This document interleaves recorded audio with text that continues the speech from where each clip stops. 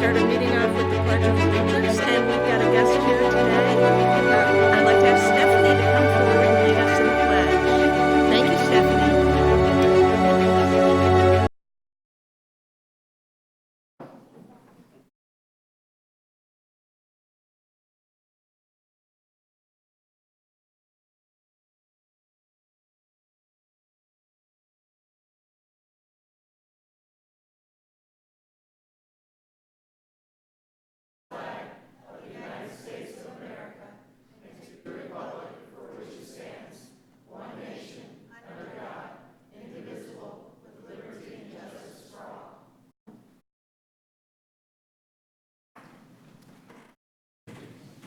Thank you for being here tonight, Stephanie. I believe Stephanie is working on a government project for her school tonight, so I hope you find it interesting. The next item on the agenda is the consent agenda. Do I have a motion to approve the consent agenda? Motion to approve the consent agenda. Motion by Councilmember Tizer. Do I have a second? Second. Second by Councilmember Judy. All those in favor, please raise your hands. And it passes unanimously. Thank you. Next, under the mayor's report, we've got the recognition of the City of Roswell receiving a Certificate of Achievement for Excellence in Financial Reporting for FY 2018 from the Government Finance Officers Association. Mr. Luckett. Good evening, Mayor and Council. I'm here this evening to recognize the dedicated team we have within the Finance Department and their commitment to achieving excellence on behalf of the city.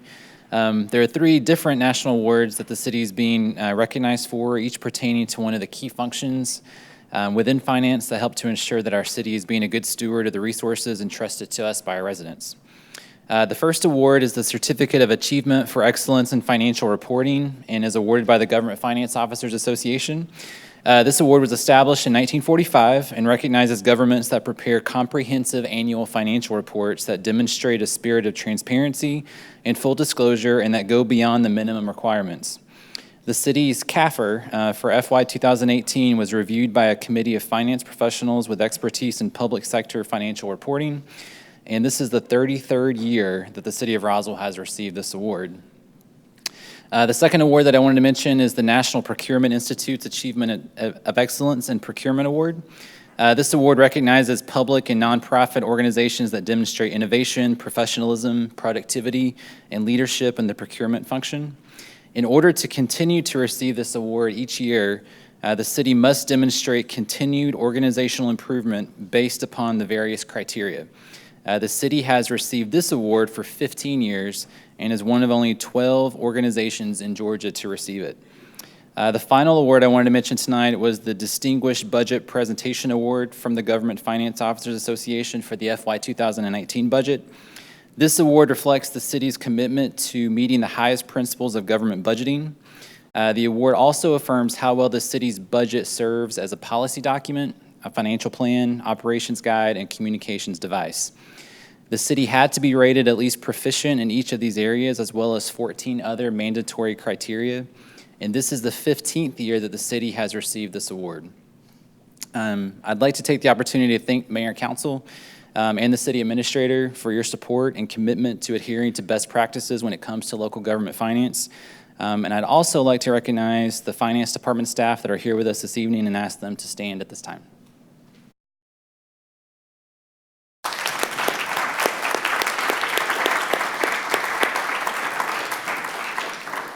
Thank you. Thank you, Mr. Luckett, and thank you to the finance team. You all do a great job. I don't know how you do it, but you do a great job.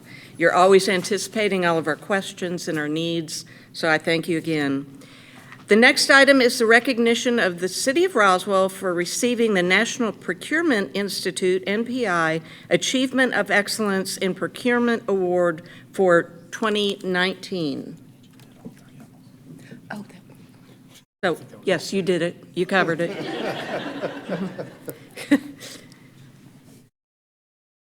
Okay, the next item is the approval of the Historic Preservation Commission appointment, Mr. Anthony Sherrod. Do I have a motion to approve? Motion to approve.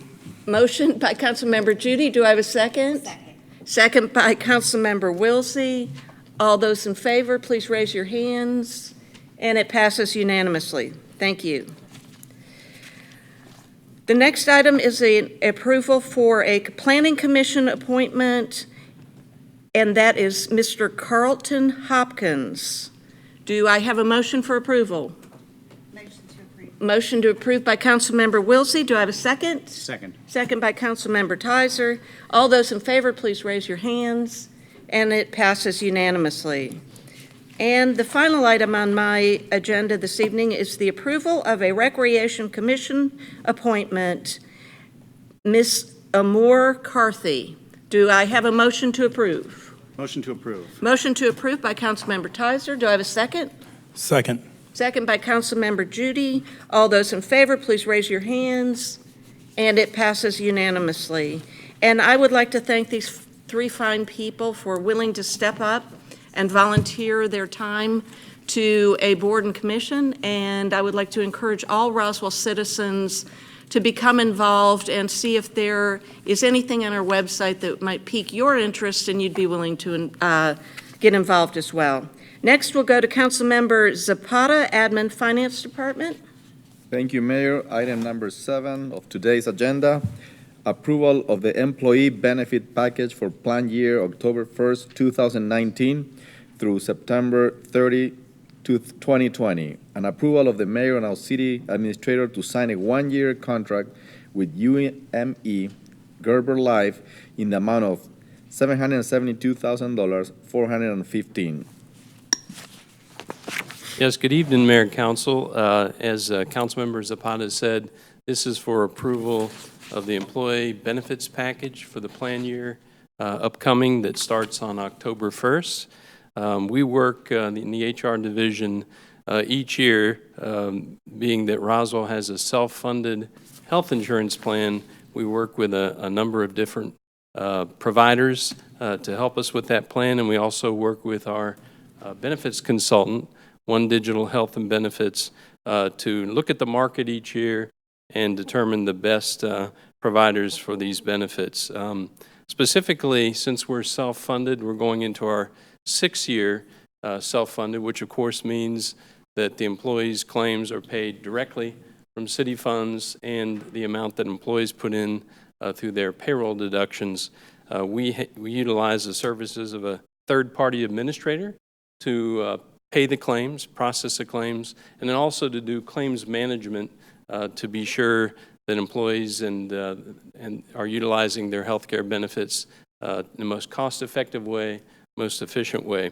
So our benefits broker, One Digital, went out to market to look at the different TPA options for Roswell and received and did a market review with 10 different providers. And based on that analysis, our recommendation is to continue with our current TPA, which is Health EZ. Likewise, being self-funded, we also utilize a policy for stop loss or reinsurance because we're self-insured to protect the city from excess claims, both excess specific claims and claims in aggregate. We do carry a stop loss reinsurance policy.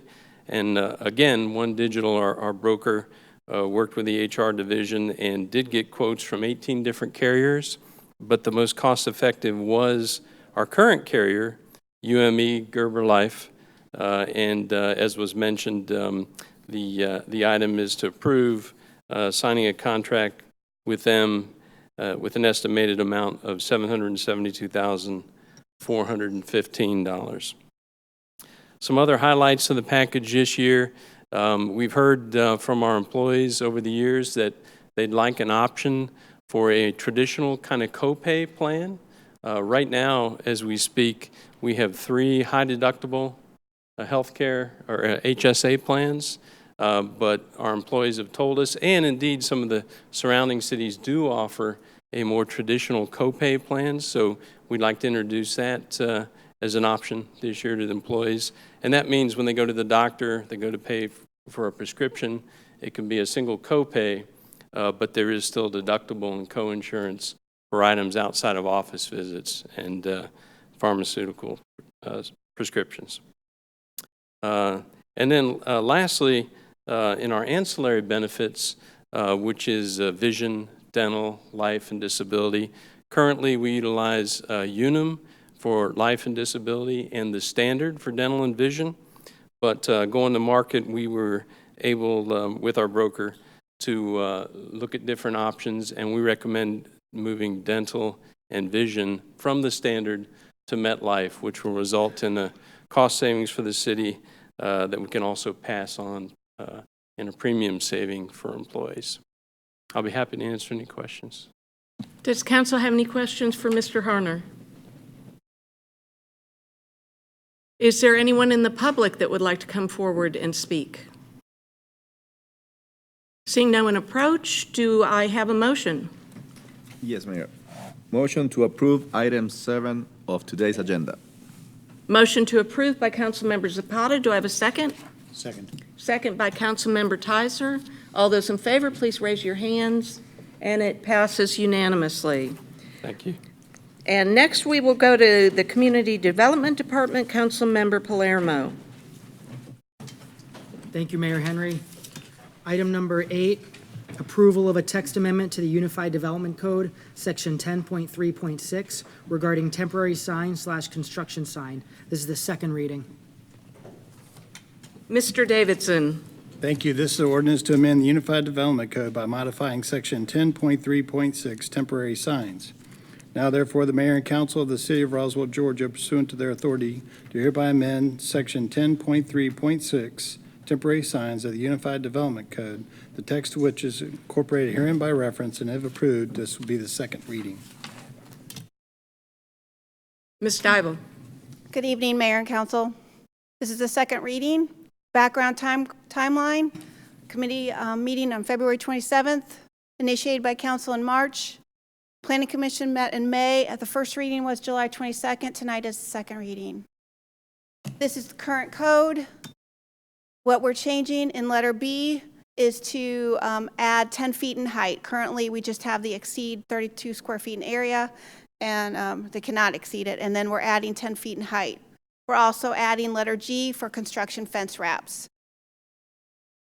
Planning Commission recommended approval. Staff recommends approval of the second reading. Do you have any questions? Does council have any questions for Ms. Dybel? Seeing no hands up, is there anyone in the public that would like to come forward and speak? Seeing no one approach, do I have a motion? Motion to approve the second reading. Motion to approve by Councilmember Palermo. Do I have a second? Second. Second by Councilmember Wilsey. All those in favor, please raise your hands, and it passes unanimously. Item number 9, approval of a text amendment to the Unified Development Code regarding sections 4.3.5, 5.3.7, and 6.3.2, townhouse and open space. This is the second reading. Mr. Davidson. Thank you. This is an ordinance to amend the Unified Development Code by modifying Sections 4.3.5, 5.3.7, and 6.3.2. Now therefore, the mayor and council of the city of Roswell, Georgia, pursuant to their authority, do hereby amend Section 4.3.5, townhouse, 5.3.7, townhouse, and 6.3.2, townhouse of the Unified Development Code, the text of which is incorporated herein by reference, and if approved, this will be the second reading. So this is a background timeline. Once again, sent to committee in February of this year, initiated by council in March. May 21st, Planning Commission heard this and recommended approval. The first reading was July 22nd. What this does is to changes under Article 4 to change common open space to landscape open space. In Article 5, change common open space to landscape open space. In Article 6, to actually add letter F for landscape open space, a minimum of 20%. Planning Commission recommended approval. Staff recommends approval of the second reading. Does council have any questions? Is there anyone in the public that would like to come forward and speak? Do I have a motion? Motion to approve the second reading. Motion to approve by Councilmember Palermo. Do I have a second? Second. Second by Councilmember Judy. All those in favor, please raise your hands, and it passes unanimously. Item number 10, approval of a text amendment to the Unified Development Code, Section 12.1, tree protection. This is the second reading. Mr. Davidson. Thank you. This is an ordinance to amend the Unified Development Code, Section 12.1, tree protection, to clarify when tree protection surveys, tree protection plans, and tree removal applications are required to be submitted, and to define the process for evaluating penalties and for unpermitted removal of specimen trees. Now therefore, the mayor and council of the city of Roswell, Georgia, pursuant to their authority, do hereby amend the Unified Development Code, the text of which is incorporated herein by reference, and if approved, this will be the second reading. Good evening. Background timeline on this is that it was brought to committee in March. It was initiated by Mayor and Council in April, seen by Planning Commission in May. First reading was on July 22nd, and of course, this is the second reading. What this will do is to add some language to verify the intent of the UDC section regarding tree protection surveys and plans, to indicate that the written justification for removal of specimen trees is required at the first time an application is submitted to the city, not just when a tree permit application is submitted. In addition to that, it does reference the various submittals under Article 13 where this requirement would come into play. Also, the penalty for removing specimen trees is not very clear and is not enforceable the way it is currently written because it requires the tree to still be in place. So we've got some language in there that we've worked with legal to allow staff to have an opportunity to assess a penalty if removal is done without a permit. There's also the correction of a paragraph that was just in the wrong column, moved into the correct column so that it is in the right place from a table of contents perspective. Was recommended approval by Planning Commission. Be happy to answer any questions you may have. Yes, Councilmember Judy. So just more of a comment than a question. Since coming into office, I know Councilman Tizer and Marie and I have been kind of shocked at the number of amendments that come weekly to this council, and I think that, you know, after talking, I went to ComDev and said, you know, how old's UDC? It's 5 years, and approaching the 5-year mark, and you know, is it time for a comprehensive diagnostic review of this so we don't every week have a different thing coming up? So, you know, with our 2040 comp plan coming up next year, I think that it's probably important that we do a comprehensive view of this and look at the things that work and things that don't work, and hopefully we can do that in conjunction with the comp plan next spring. So thank you for bringing this forward, but I hope we can, you know, do this in a comprehensive way at some point.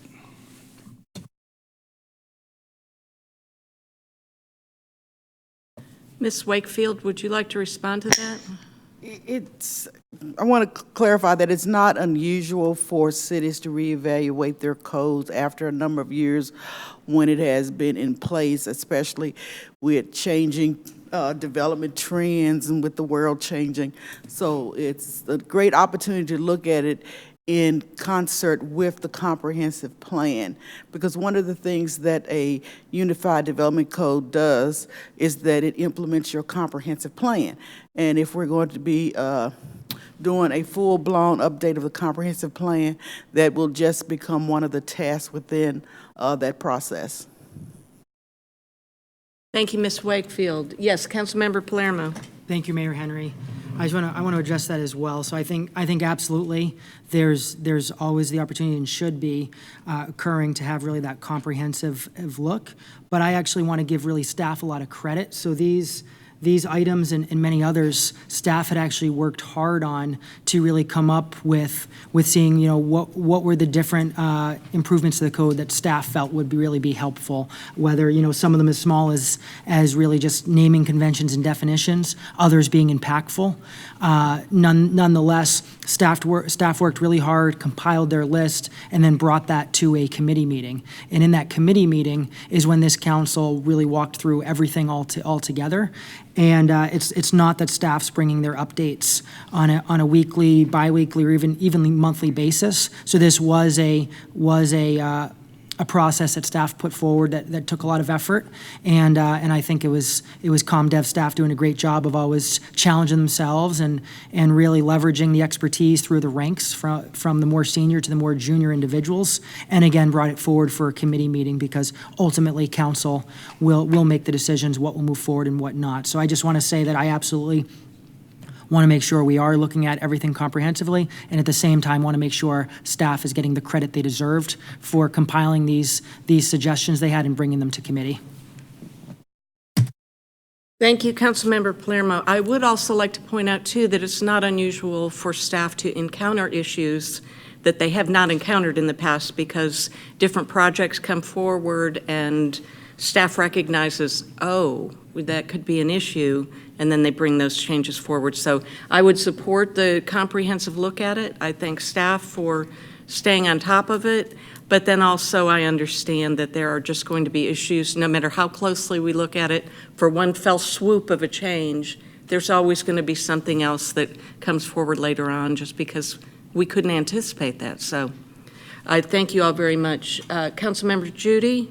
Absolutely, I agree with both you, and there's things that come forward. I think that the comprehensive review will allow us to look at what works and what hasn't in a more complete picture, and with the comp plan, in conjunction with the comp plan, because that's we can make sure everything's legal, everything's fits, and we have a clean plan UDC 2.0 moving forward. Thank you. Councilmember Wilsey. Yes, thank you, Mayor. I think you've always told, the staff has always told us that the UDC is a living, breathing document, and I think with, going out for public input with the comp plan, this is a chance to kind of update some things, and it's always changing, as everyone's pointed out, whether it's by recommendations by staff or things that come up along the way. So, again, thank you guys for all you're doing, and look forward to doing a full review. Additional comments, questions from council? Is there anyone in the public that would like to come forward and speak? Seeing no one approach, do I have a motion? Motion to approve the second reading. Motion to approve by Councilmember Palermo. Do I have a second? Second. Second by Councilmember Judy. All those in favor, please raise your hands. And it passes unanimously. Next up is our Transportation Department. And I would like to go ahead and ask Councilmember Tizer if he would present that. Thank you, Mayor Henry. The next item is item number 12, approval for the mayor and/or city administrator to sign a revised intergovernmental agreement with the city of Sandy Springs for the Chattahoochee pedestrian bridge in an amount not to exceed $56,077.50. Approval for the mayor and/or city administrator to sign a contract modification with Heath and Lineback in the amount of $112,155, and approval of a budget amendment BA 350-42200-8-26-19 in the amount of $56,077.50. Thank you, Councilmember Tizer. I believe I skipped over public safety, so I'm sure Mohammed thought maybe he had a few minutes. So let's just go back to public safety, Councilmember Wilsey, and we'll give the director time to get back into chambers. Oh, he's running. So that was all my fault.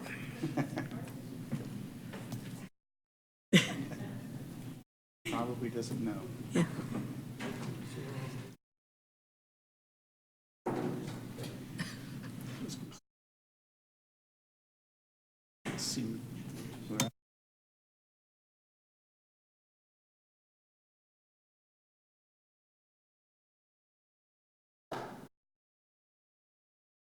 I apologized. I called this out of order, so I know you weren't expecting it that quickly.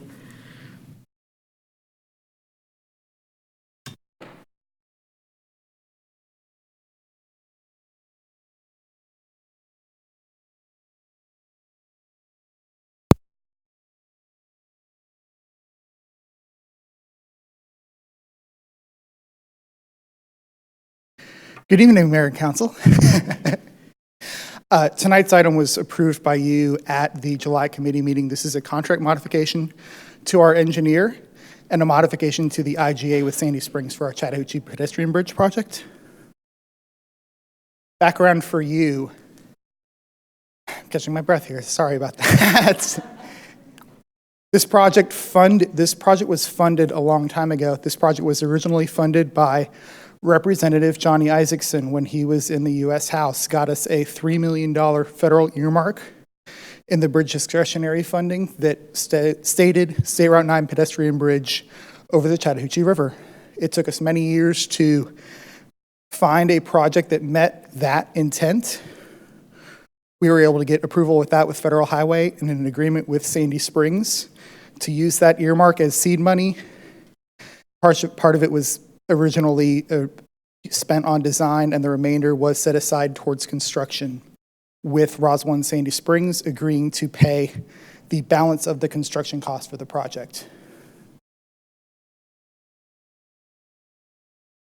On your screens is an overhead plan view of the project. As you can see, the pedestrian bridge, 12-foot wide, east of the road bridge connecting Azalea Riverside on our banks with Roberts Drive in Sandy Springs. The purpose of the change order, why we're here tonight, the project has encountered additional studies due to the environmental process that we are required to follow through the federal NEPA guidelines.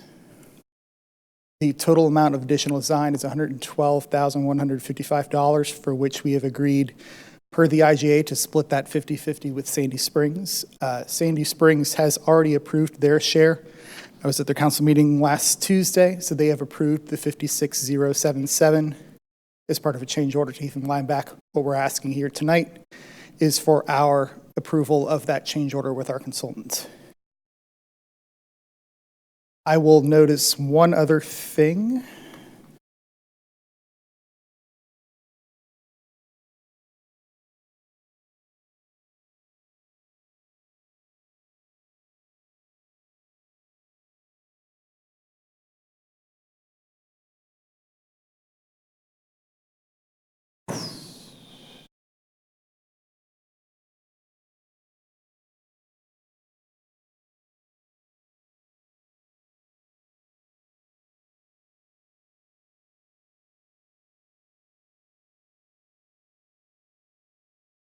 I do want to bring your attention to one small change in what you see in your packets versus what was approved at committee. There is a change to the IGA. The two red circled dollar numbers were not in the original document that was approved to you at committee last month. During discussions with Sandy Springs staff, they preferred to handle the IGA change in several steps. They have already approved the additional design elements, and they asked us if we could approach the additional construction funding in two steps. The document you see on the screen is the document that we approved at committee with the revised construction numbers. The document that you have in your packets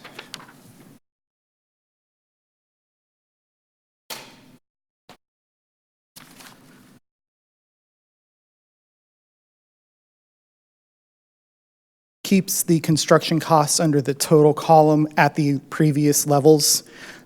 As we stated in work session about 30 minutes ago, this project does have a construction funding shortfall, and we are planning on applying for ARC funds to bridge that shortfall.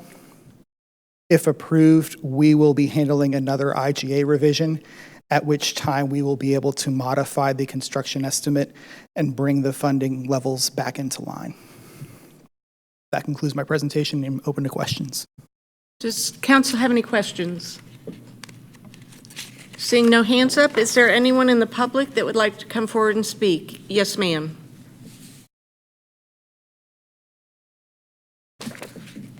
Sorry I missed Mr. Ross's presentation. I was under the impression it was the second to the last item on the agenda when I left the home and looked at the website.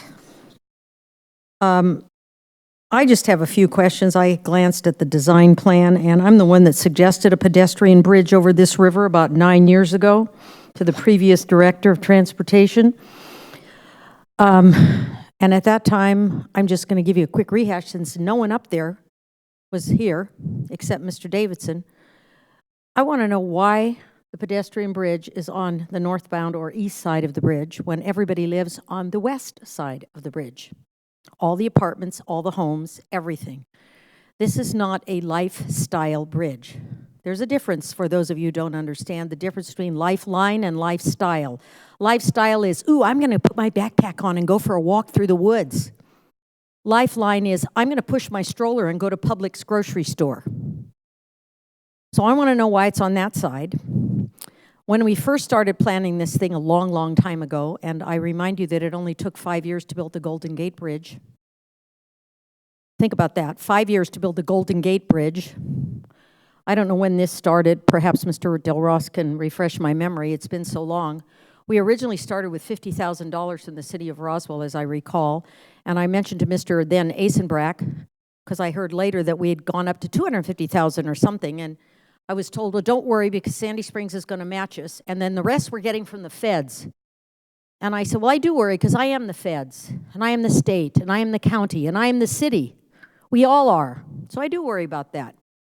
But I'm really concerned that this bridge, which I really want, because if any of you, and I can assure you no one in front of me has ever tried to cross that bridge on foot, ever, I want it to be for the people that live there. And I want to make sure that you understand that the people live there, they live on the west side of Highway 9. Apartments, condos, townhomes, a church. My other concern is this, I don't know how this path, sidewalk, articulates with the MARTA bus stop that is right on the bridge. For those of you who have never taken the MARTA bus, the 85 bus stops where the bridge stops.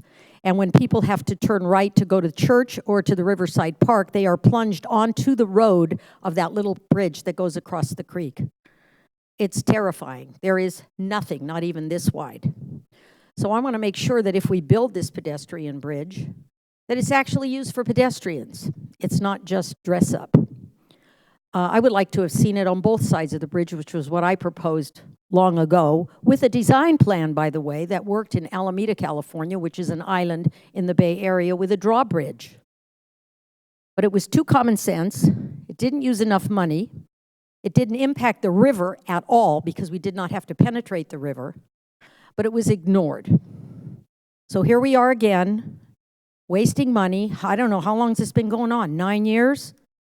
9 years, and we can't even get a design plan created until now.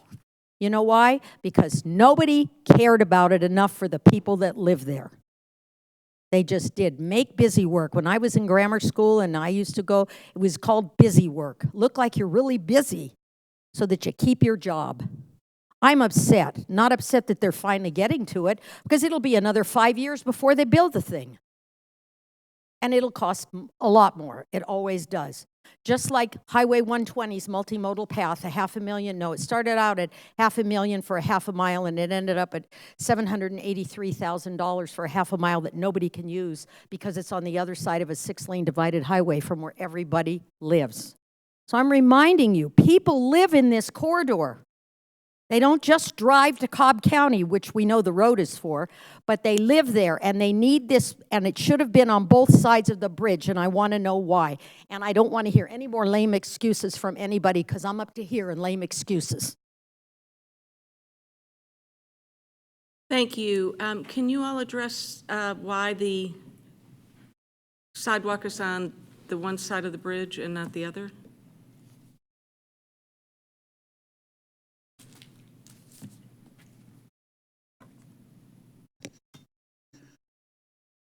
Mayor, what you see on the screen is the concept that we showed at public meetings that was ultimately approved by this. I am, sir. Mayor, what you see on the screen is what was approved by this body and shown at public meetings. The decision to construct it on one side of the bridge instead of both sides of the bridge was a funding decision based on the size of the federal earmark and the funding we had at the time. the choice to put it on the east side of the vehicular bridge instead of the west side. If you look at the figure, on the Sandy Springs end of the bridge, you'll see residential areas on the east side of the bridge. If you look to the north up into Roswell, you'll see destinations on both sides of State Route 9. You'll see the park, you'll see the National Park Unit on the right. Yes, as you move forward, as you move further north, you'll see apartments and you'll see church, you'll see residences on the west side.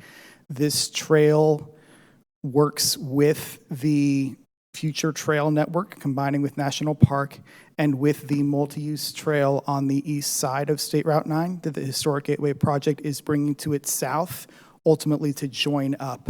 When this project is complete, residents will have the ability to walk or bike over this bridge into Roswell, with the choice to travel west on Azalea or travel east across the new bridge over the creek to the Riverside Park on the east side, or travel further north with crosswalks to the apartments, or crosswalks as they move further north up towards the square.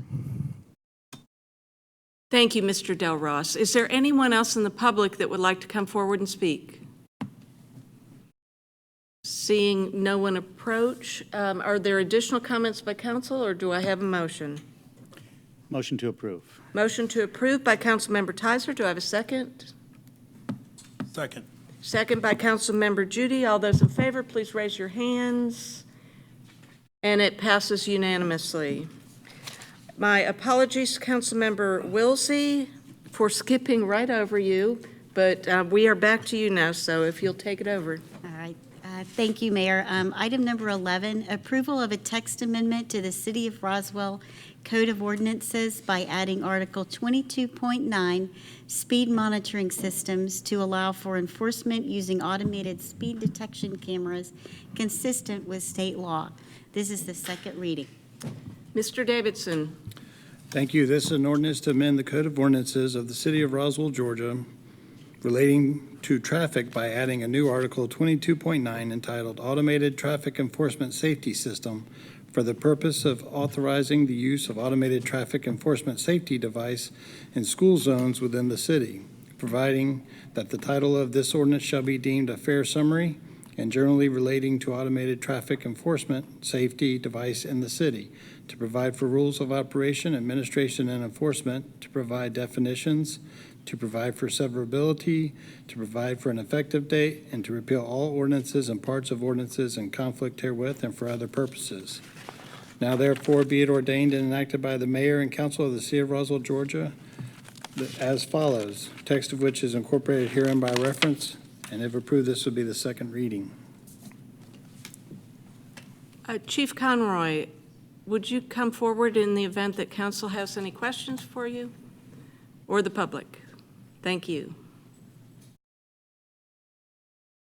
And those of you that haven't met our new chief, this is Chief Conroy. I hope you'll get to know him. We welcome him aboard, but thank you all for representing the police department tonight. Does council have any questions for our police department? Is there anyone in the public that would like to come forward and speak or ask a question? Well, I just made you get out of your seat for nothing, but thank you so much for being here. I'll bring it back to council. Do we have a motion? Motion to approve. Motion to approve by Councilmember Wilsey. Do we have a second? Second. Second by Councilmember Judy. All those in favor, please raise your hands. And it passes unanimously. Thank you, ladies and gentlemen. Next up is the city administrator's report. City attorney. What? City attorney. Sorry. God, I don't know where. Thank you, Mayor. With your approval, I would like to remove item number 13 from the agenda and go straight to the recommendation for closure. Just for closure. Okay.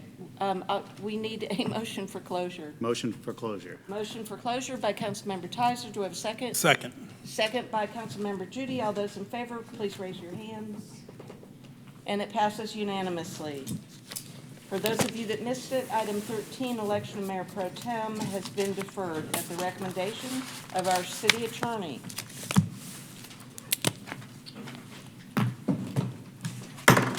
This meeting is adjourned. What is wrong with me tonight? God.